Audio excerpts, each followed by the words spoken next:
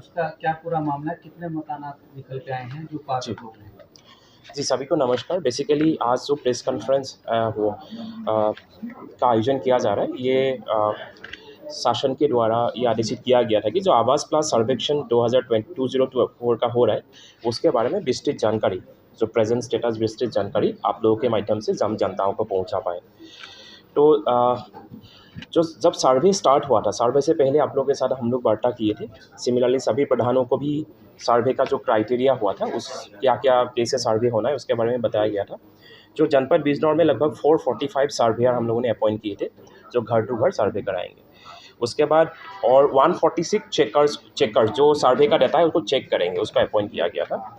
तो लास्ट हम लोगों का जो सर्वे हुआ था, सर्वे में टोटल जो हाउस होल्ड निकल के आए हैं 35,378, लगभग 35,000 मान लीजिए, 35,000 हाउस होल्ड निकल के आए हैं। उसमें 35,000 में लगभग 4,000 है जो सेल्फ सर्वे है, जो आपने खुद से सर्वे कराए, और बाकी जो 31,000 है जो असिस्टेड सर्वे है, मतलब सर्वेयर के द्वारा सर्वे किया है। ये टोटल 35,000 का जो आवास है उसका अभी चेकिंग हो रहा है। मतलब आपका जो सेल्फ सर्वे वाला 4,000 डाटा है उसका हम कोऑर्डिनेट कर रहे हैं डाटा कि वो सही पात्र व्यक्ति को मिल रहा है या नहीं मिल रहा है। सिमिलरली जो सर्वे वाला डाटा हुआ है वो भी सिस्टम रैंडम आधार पर सिस्टम जनरेट करते हैं, उस पर हम चेकिंग कर रहे हैं। और चेकिंग होने के बाद जब फाइनल हो जाएगा उसको हम ग्राम सभा के प्रस्ताव ग्राम सभा में रखेंगे, उसके बाद अप्रूव कराएंगे, उसके बाद हम लोग प्रायोरिटी सूची बनाएंगे। यही आप लोगों को बताया गया है। ये बताने के लिए आपको कहा गया है कि अभी जो प्रोसेस चल रहा है अभी चेकिंग का चल रहा है। जो भी डाटा हम लोग के पास आए थे 35,000 डाटा आए हैं उसको हम लोग अभी चेक कर रहे हैं। चेक करने के बाद जब फाइनल हो जाएंगे उसके बाद हम ग्राम सभा के सामने रखेंगे, उसमें प्रस्ताव पास करा के उसके बाद प्रायोरिटी सूची बनाएंगे, उसके बाद आवास बनने लगेंगे। पारदर्शिता रहे इस योजना के संचालन में, उसके लिए क्या कार्रवाई की जाए? जी, पारदर्शिता के लिए पहले तो हम लोगों ने व्यापक प्रचार प्रसार कराया। पहले आप लोगों के साथ भी हम लोगों ने वार्ता किया, सभी प्रधानों के इंडिविजुअल वार्ता किया। उसके बाद भी एक मैकेनिज्म, 2-3 मैकेनिज्म यहाँ पे ऑलरेडी सिस्टम में इंक्लूडेड है। जैसे सेल्फ सर्वे है, अगर कोई गांव में कोई किसी का व्यक्ति का घर इंक्लूड नहीं करना चाहते हैं उस वजह से, वो सेल्फ सर्वे कर सकते हैं। दूसरी बात, सर्वे होने के बाद जो भी डाटा आएगा उसका हम लोग चेकिंग चल रहा है, चेकर अपॉइंट किया हुआ है, उसको चेक करेंगे। वो सिस्टम ही ऑटो जनरेट करेंगे कि इस गांव में इतने परिवारों को चेक करना है, तो हम लोग फिर से चेक कराएंगे।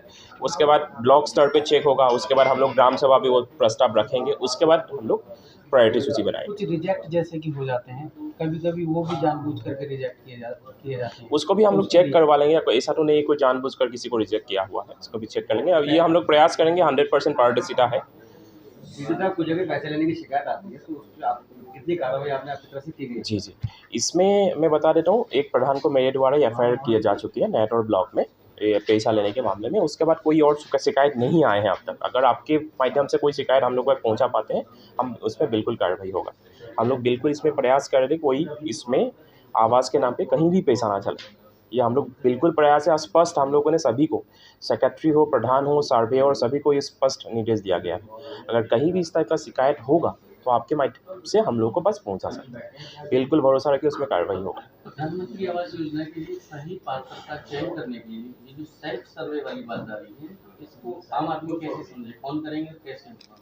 इसमें ऐप के माध्यम से ही व्यक्ति खुद ही कर सकते हैं। इसके बारे में हम लोगों ने भी गांव पंचायत में पंचायत सहायक के द्वारा हम लोगों ने इसे बताया था गांव के लोगों को। ऐप के माध्यम से खुद ही सर्वे कर सकते हैं, खुद ही आईडी बना के वहाँ पे कुछ फिल। बिल्कुल। हमसे जुड़े रहने के लिए हमारे YouTube चैनल को सब्सक्राइब करें और नई वीडियो की नोटिफिकेशन के लिए बेल आइकॉन को दबाएं।